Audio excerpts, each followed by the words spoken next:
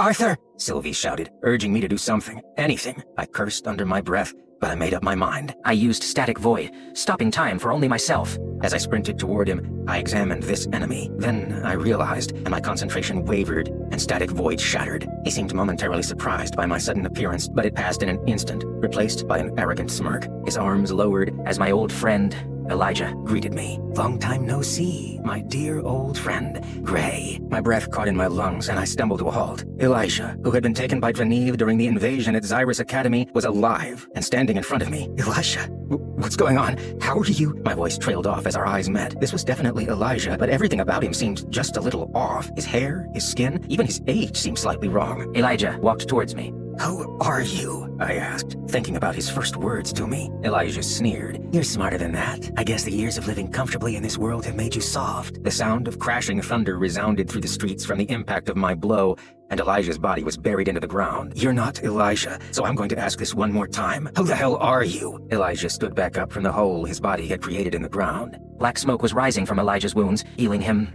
Of course he has regenerative abilities, I thought, grimacing at the pain radiating from my fractured knuckles. My frustration grew as scores of Alacrian soldiers came rushing towards us from both sides. If things progressed like this, I'd have to fight hundreds of soldiers as well as Elijah. I landed in a forward run, frost accumulating around my arm as I closed in on my opponent. You're no match for me in this world, Gray, Elijah snarled as he jumped backwards and conjured a thin layer of poison gas around him. Elijah's eyes widened in shock as I held out a hand. Ether converged around the stub of his right arm, where his hellfire was currently regenerating the lost limb.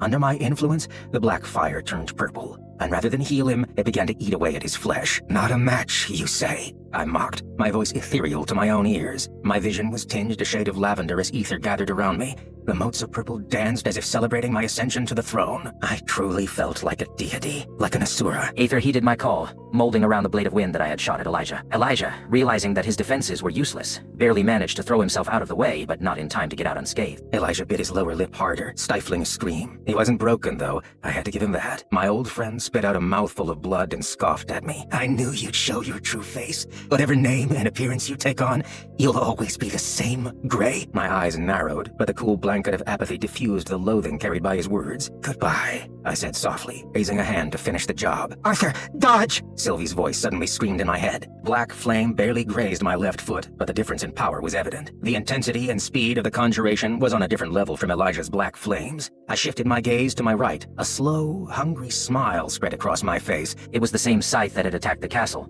and also the killer of Grandma Sylvia, Sylvie's mother. The scythe arrived beside Elijah, his face a mask of poised indifference. He laid a hand on the purple flame, eating away at where Elijah's arm used to be, and it was replaced by a smoldering black flame that began slowly but visibly regenerating Elijah's arm. Adamastera, help Tess and get her here, I ordered. My lightning-clad fists shredded through the layers of black spikes, but I kept my senses clear in case Elijah or the scythe approached. Just keep going! Sylvie sent with whatever was left of her sanity. I could feel the ground shake with every explosion of black flame and pure mana as my bond faced the scythe, but I continued to push forth until I could see the faint glow of the teleportation gate. Almost there. Hurry! Through the portal! I roared as the three of them ran past me. Tess turned back, facing me as she ran backwards towards the portal. What about you? I have my own medallion. I'll meet you back at the shelter with Sylvie. Now go! Gray!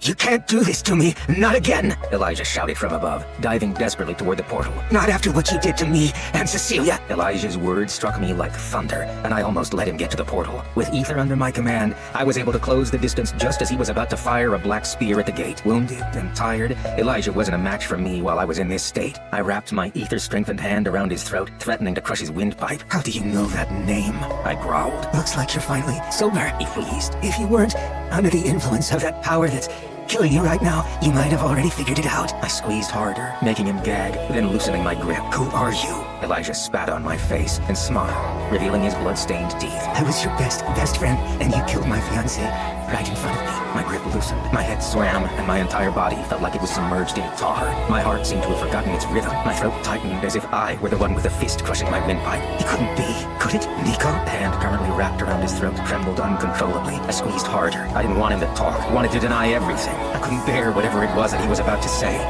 Watch out! Tess's scream jolted me out of my thoughts, but I couldn't fully dodge dodge the black spike that Elijah had launched from the ground. Focus on the gate, I roared. What did the Corona do to you, Elijah? Did he make you say all of this? Elijah's head snapped back to me, and his voice dripped with venom when he spoke again. Do you think even a Corona would know how you and I used to steal and sell whatever we scrounged to the pawn shop, and that we'd use the earnings to keep our orphanage funded without Wilbeck knowing? That doesn't mean, do you think a Corona knows that deep down you had feelings for Cecilia? I stiffened, and the spinning world suddenly came back into focus. Elijah smirked. His eyes remained cold. Cecilia liked you for a time as well. Did you know that? But she gave up on you because you kept your distance emotionally after you found out that I had feelings for her. Stop. And even when I told you everything I had uncovered about Lady Vera, you turned your back on your best friend for that bitch. And as if that wasn't enough, you killed her. You killed Cecilia in front of me. Stop, Nico, I cried, unable to help the tears rolling down my cheeks. Sustaining the barrier, I looked back over my shoulder, snapping impatiently at Tess. He's trying to destroy the gate. Hurry up and activate it and escape. It's almost done. What about you and Sylvie? Just go, please. No, Nico shouted. He withdrew his concentrated beam and burst forward to try and get past me. I pivoted and launched myself into him, tackling Nico to the ground and pinning him. Let go, he roared as he flailed, trying to escape my grasp. He looked me in the eyes and said, you owe me, Gray. You owe me for killing Cecilia. So that's what it is. Cecilia died, so you have to have Tess to make it even, I said, disbelieving. Suddenly, there was an explosion behind me. I turned around, just to see everyone on the ground. Madame Estera was missing a leg, and Nymphis was heavily injured, while Tessia was trying to stop the bleeding. To make matters worse, the gate was destroyed, and there wasn't another one nearby. I let the anger fester inside me in order to mitigate some of the pain coursing through my body. Once more,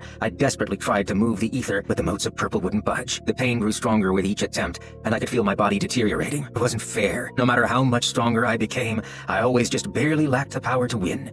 Damn it. Just then, as everyone's eyes were on me, I felt hot liquid pour down my nose, spilling on my hand. Hot, your nose. Tess gently touched my shoulder from beside me. Worried, I hurriedly wiped at the blood running down my nose and lips and looked back up to see Cadell's lips curved into a smirk. Your body is breaking down, isn't it, Lons? What? Is that true? How bad is it? He's dying, Nico said grimly. I'll be okay, I lied, shrugging her away. I couldn't even look her in the eye. Instead, I kept my eyes focused on the opponents ahead. Sylvie, don't try and stop me, I muttered, wrapping my degrading body in mana in preparation for one last battle. Would you stop even if I tried? My bond asked solemnly. She took a step to the side as a golden white aura flared to life around her. If you're so bent on killing yourself, we'll go together. Elf princess, if your dearly beloved stays in that form any longer, whether he wins or loses this battle, he'll die. Leave her out of this, I shouted, but by the time I turned around, Tess had already shrugged off Nithya. Tess didn't speak to me, though. Instead, she gripped Sylvie's wrist and asked her, he's lying, right? Tell me he's lying, Sylvie. Sylvie looked at me, but didn't respond. I'll be fine, Tess, I lied again. My words were met with an angry, tear-filled glare. You always do this. You're always ready to give up your life to save me.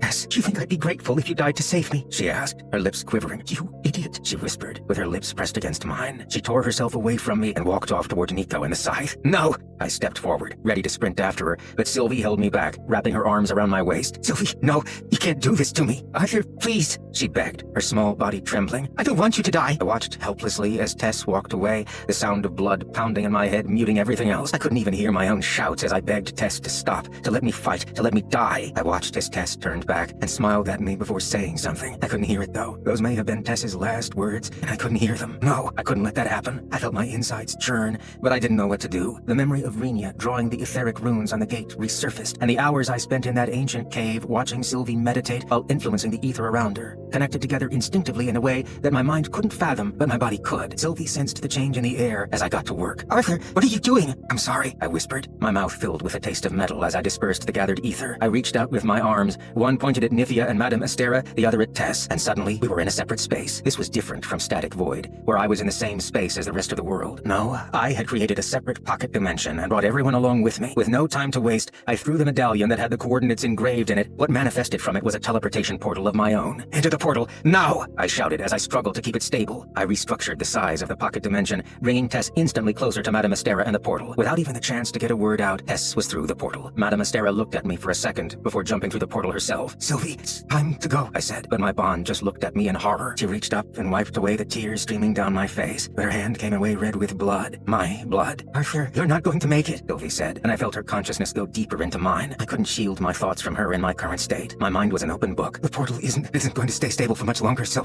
please, can't have you die it too. Disoriented, I tried to force Sylvie into the portal, but I couldn't manipulate her the way I had done to Tess. Sylv, what are you? My eyes widened in horror as I realized what she was doing. I have to keep yourself alive while I'm gone, okay? Sylvie said, giving me a toothy grin. Sylv, no, don't do this! I screamed. Desperate, I tried to push her to the portal, but my hands went right through her. Sylvie's body had become ethereal, and she was fading as motes of lavender and gold began drifting away from her diminished form and attaching themselves to my body. I writhed in unimaginable pain at the sudden change my body was going through, but I held on, unable to pass out. My vision faded as I screamed out to Sylvie, and she pushed me through the portal with the last remaining corporeal limb she had left. Last words engraved into my mind as darkness overcame me. Until we meet again.